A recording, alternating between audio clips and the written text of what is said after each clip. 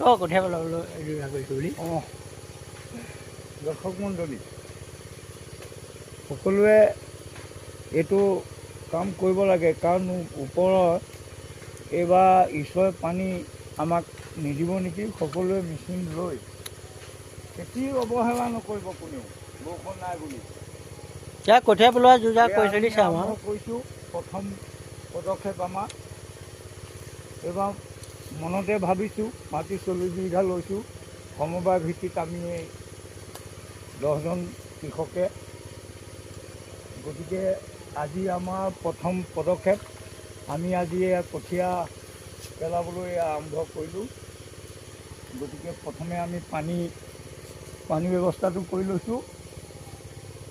তাৰপিছতে আমাৰ ইয়াত ট্ৰেক্টৰ আহি আছে, ট্ৰেক্টৰ হ'ব, আজিয়ে কঠীয়া আমি পেলাম। গতিকে সকলোৱে যা যোগাৰ কৰক। বৰষুণ নাই বুলি কোনো বহি নাথাকিব, বৰষুণ দিবই। গতিকে কঠীয়া হ'লেহে মাটি ৰুব পাৰিব। গতিকে সকলোৱে আমাৰ এই খেতিত লাগক।